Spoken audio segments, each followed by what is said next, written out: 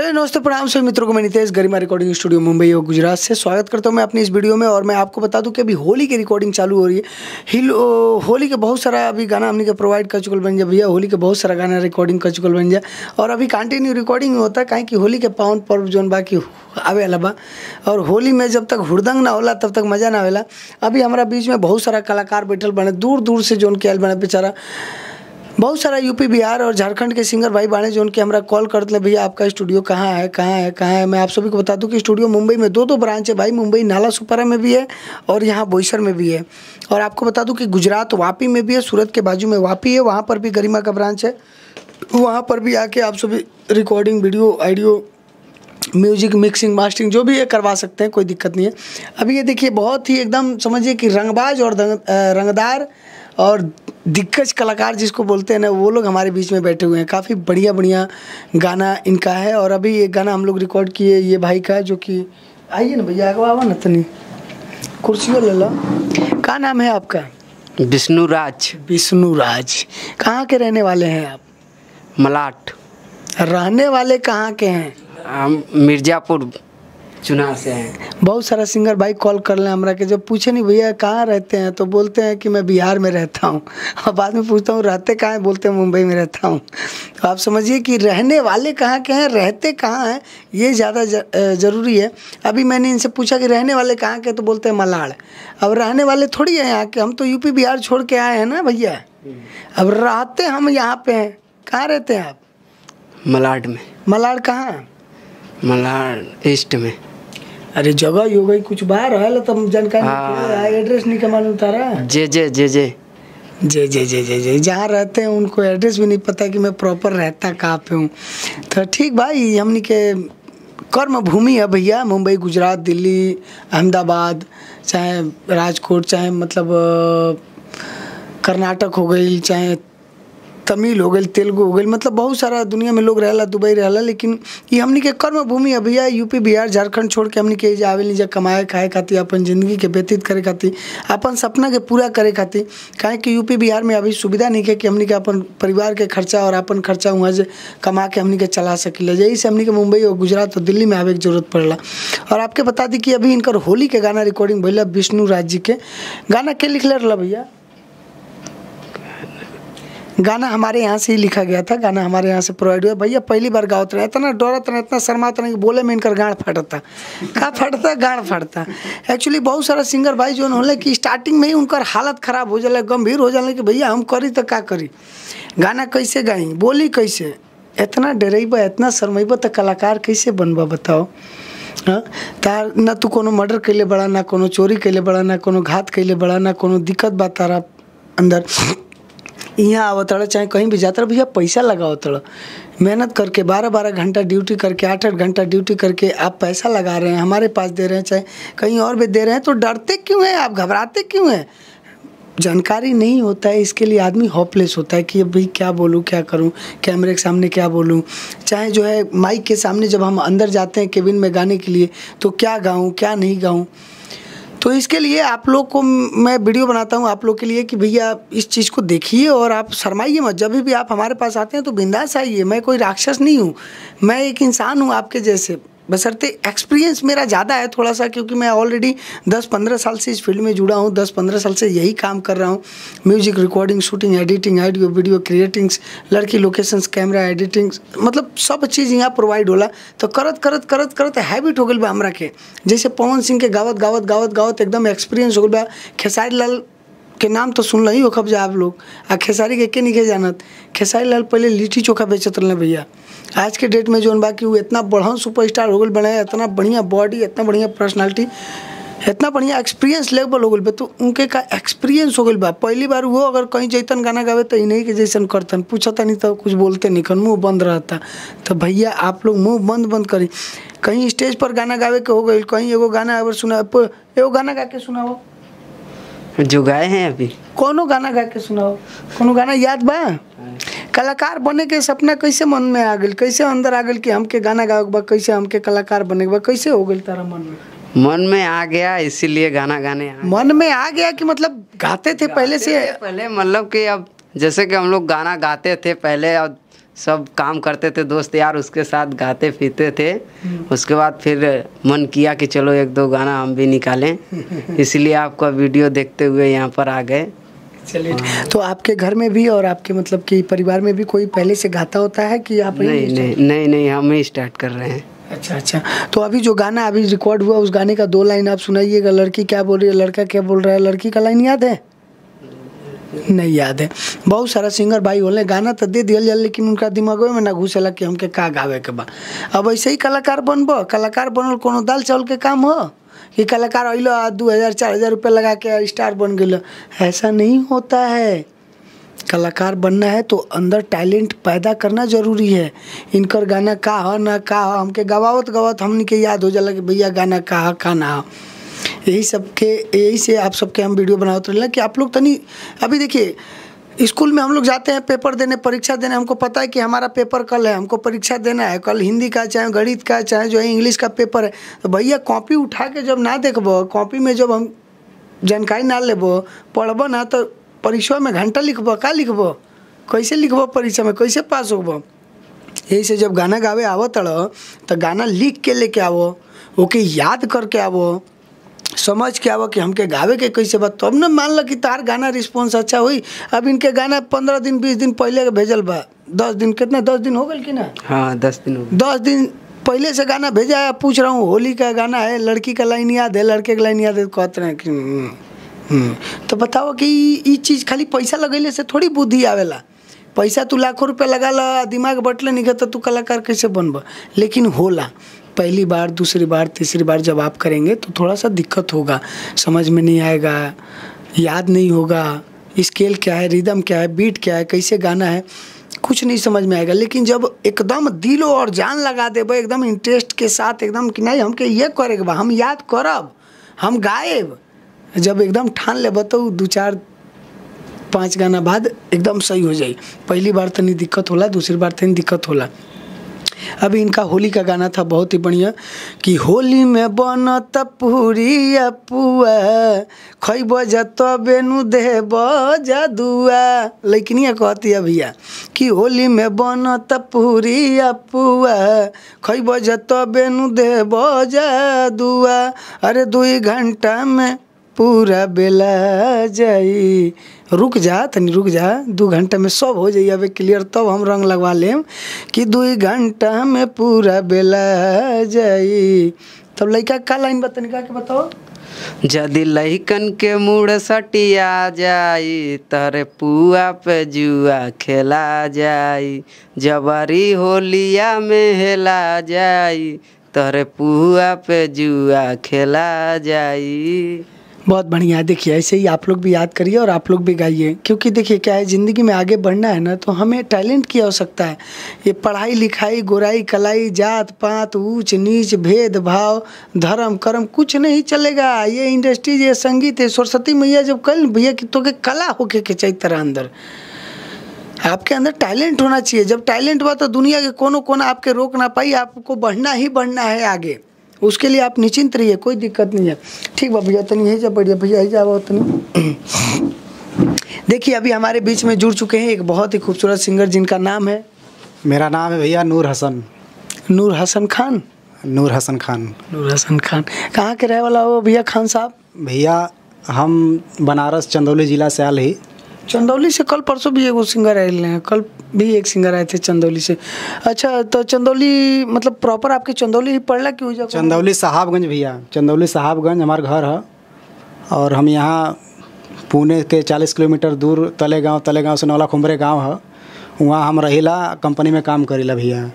और बचपन से लेके आज तक गाना गावत आल ही। आ भैया का यूट्यूब पर देखली गाना, सब कुछ देखली, मन में आलसा लगल कि चली यार देखी। गईले ही गाना भैया, बहुत स्टूडियो में गाना गईले ही, लेकिन एक बार अब इंजो भैया के नाल ही देखल जाते कैसन गाना बनत है। आ गाना हम भैया खुद लिखले ही, आ भैया म्यूजिक भी बढ़िया बनैले हुन। आ विश्वास बा कि बढ़िया एकदम बनी, आ बनी तब फिर देखल जाइए। तो गाना गावे के लालसा जोन बा कि पहले ही से रहे कि डायरेक्टली मतलब उठ के आ गई कि हमरा गनवे गावे के बा? नहीं, ये बहुत पहले से ही है। मैं स्कूल से ही गाना गाता हूँ और गाते आया हूँ, इंटर तक ही मैं पढ़ा हूँ, ज़्यादा नहीं पढ़ा हूँ। स्कूल में गाया, सब जगह गाया, सब लोगों ने मुझे सम्मानित किया है। अगर मेरा आज गाना वायरल होगा तो मेरे स्कूल वाले देखेंगे तो बोलेंगे क्या गजब गाया है, नूर हसन ने गाना गाया है। देखिए, हम आपके बता दें कि कलाकार जो होता है वो बनता नहीं है, वो बन के ही आता है।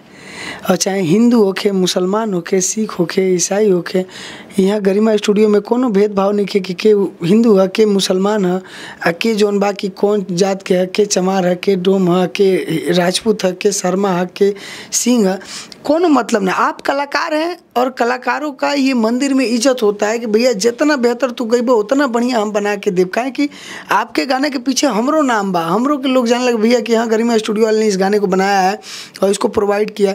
तो हम कोशिश करब कि अच्छा से अच्छा आपके काम होके और वो हम अपन काम समझ के कर ले भैया। पैसा कोनो दिक्कत नहीं, पैसा देखा दुनिया में बहुत जगह तू लगैले होगा और पैसा हर जगह लागेला, अपनियो यहाँ लागेला, ऐसा कोनो बात नहीं है कि हम फ्री में करके दिला। लेकिन कहले के मतलब रिदम प्रोग्रामिंग बा, प्राइम बा, मेलोडी बा, क्रिएटिंग बा, रिकॉर्डिंग बा, मिक्सिंग बा, मास्टरिंग बा। रोजी रोटी खातिर आदमी मेहनत करता, सीख ले बा, तो वही से ना मेहनत कर 10 रुपया कमाई। और आप जो पैसा हमको देते हैं, हम भी पैसा सब बांट देते हैं, सब लगाने में चला जाता है।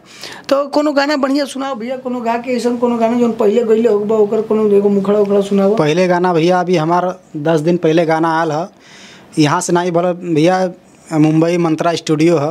अच्छा। वहाँ से हम रिकॉर्ड कैले गाना तो गईली वहाँ, तो कहली कि भैया हम पहली बार गावत थी। अच्छा। तो गाना हम गाई तो पहली बार समझ को वैसा उतना खास म्यूजिक नहीं बनाए हैं। वो सोचे कि पहली बार आया है, इधर उधर बजा दिए, लेकिन गाना मैंने खुद उसको भी लिखा है। इतना अच्छा गाना है, यूट्यूब पे आ गया है, सुनिएगा, जैसा भी रहेगा आप लोग उसको रिस्पांस करिएगा। वो गाना है, मैं देखिए हिंदू मुस्लिम में नहीं जानता हूँ, मैं मुसलमान हूँ, मैंने सरस्वती माँ का गाना गाया है, मुझे बहुत खुशी होता है, मैंने गाया। बहुत बड़ी बात है ये। आज तक मैं किसी हिंदू भाइयों को मोमेडियंस जो गाने होते हैं, अल्लाह के गाने होते हैं और जो एक मोहम्मद जी के गाने होते हैं, मैंने कभी नहीं सुना। लेकिन बहुत सारे ऐसे सिंगर भाई बाणे, जैसे MD महराज बाणे, अफरोज बाणे, हमारे यहाँ जो गाते हैं सिंगर मोमेडियन। सरस्वती मैया एगो ऐसा माई है कि वो हमनी के देवे वाला कला और हमनी के प्रोवाइडिंग जो ज्ञान के देवी कहल जाला, उनका वजह से हमनी के अंदर जौन बा की टैलेंट पैदा होला। और हिंदू मुसलमान देख के वो कला ना दिली। ऐसा मुसलमान गायक कलाकार बने जो आज धरती पे नाम करते हैं। सलमान खान के नहीं के जान, शाहरुख खान के नहीं के जान, तो वो लोग भी सरस्वती जी को मानते हैं क्योंकि वो टैलेंट की देवी हैं, वो ज्ञान की देवी हैं। तो गावत नहीं वो बढ़िया गाना, वह गाना आप लोगों के हम सुनावत थी। ए सरस्वती मैया जग जननी, ए सरस्वती मैया जग जननी, तोहरा द्वारे भिखारी आइल बा माँ, माँ मोरी माँ, माँ मोरी माँ। सुबद बसंत शोभे हंस की सवारी, हथवा में बीड़ा शोभे जग की मतारी। सुबद बसंत शोभे हंस की सवारी, हथवा में बीड़ा शोभे जग की मतारी। सुर के देवी हऊ मन के दुलारी, झोली भर दे लुझे भी आवेला दुआरी।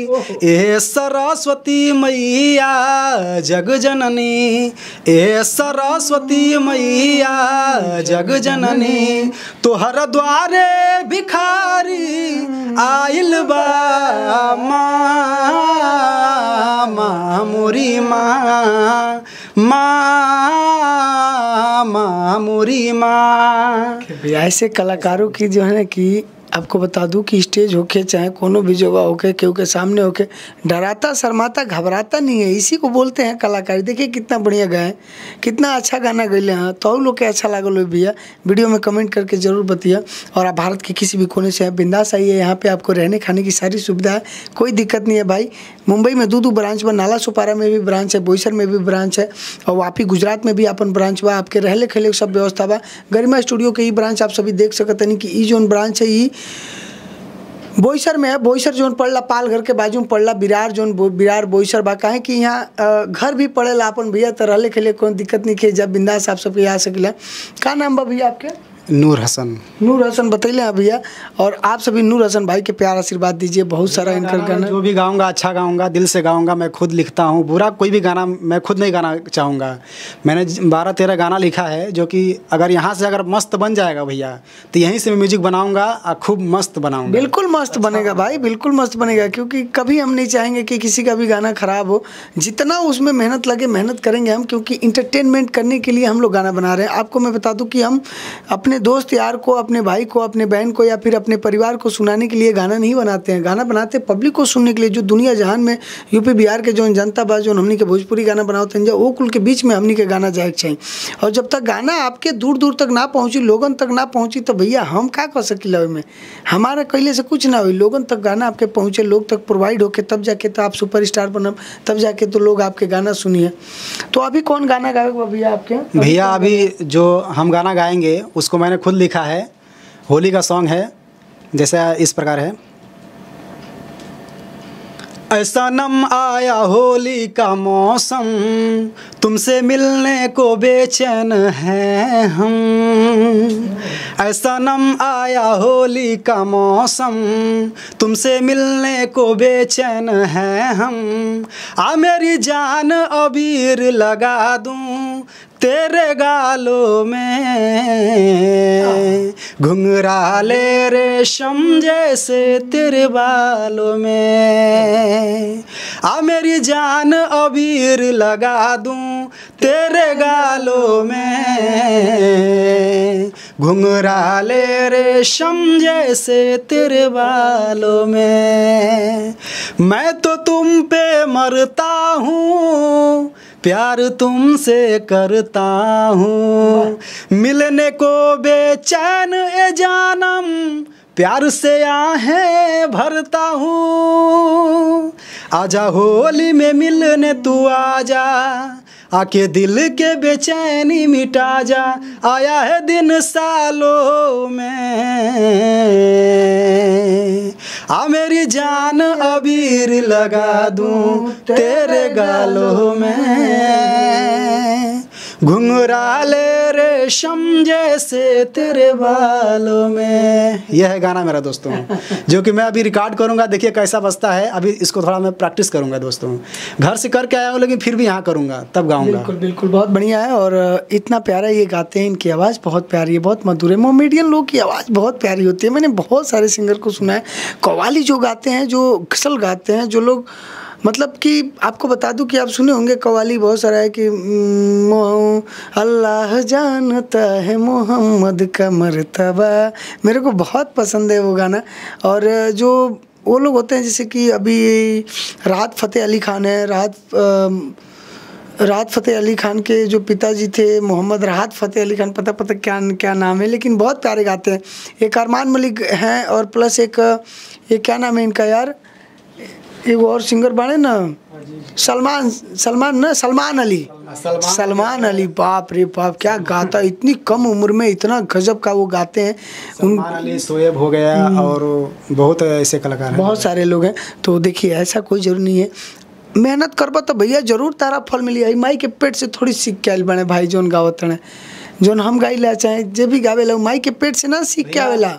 मैं यही बोलना चाहता हूँ, जो भी गाना गाना चाहता है वो पहले एक मोबाइल पे ऐप्स आता है स्टार मेकर, उसको डाउनलोड करे और उसको ईयरफोन लगा के गाए कि मैं कितना अच्छा गाता हूँ। जितना अच्छा गाना आप उसको एक्सपीरियंस आपको मिलेगा। मैं उसी पे प्रैक्टिस करता हूँ, उसी से मुझे ये सब मिला है गाने के लिए। बिल्कुल बिल्कुल। उसमें क्या होता है, आपको जो म्यूजिक मिलेगा, म्यूजिक मतलब कि कैरोके मिलेगा ऑलरेडी। जो पहले पुराने ज़माने के जो गाने हैं, चाहे पहले का जो गाना है, जो भी गाने का आप कैरोके ढूंढेंगे उसमें आपको म्यूजिक मिल जाएगा, और म्यूजिक के ऊपर आप गाएंगे ना तो आपको समझ में आएगा। लेकिन वो गाना जो है सिर्फ आपको रियाज और प्रैक्टिस करने के लिए है, मार्केट में निकालने के लिए नहीं है, ध्यान रखिएगा। उतना क्वालिटी नहीं आ पाता है, लेकिन आप गाएंगे तो आपको बहुत अच्छा लगेगा।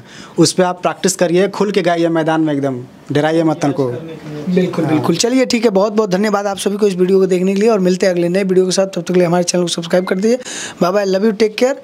और कैसे होती है रिकॉर्डिंग, कैसे होती है शूटिंग, ये सारी चीज़ मैं आप सभी को बता दूं। मैं अपना खुद चैनल बनाया हूँ, छोटा अभी चैनल है, अभी उतना भी सब्सक्राइबर नहीं है, 200 होने वाले हैं भैया, अभी 10 दिन हुआ है बनाया हूँ। रजिस्टर है, वेरीफाइड है? हाँ वेरीफाइड है, सब आपको दिखा दूंगा, जो भी दिक्कत रहेगा आप बता दीजिएगा, भैया को दिखा देंगे, सब बना देंगे। क्योंकि यूट्यूब चैनल आज के डेट में बहुत ज़रूरी है, बहुत इंपॉर्टेंट है।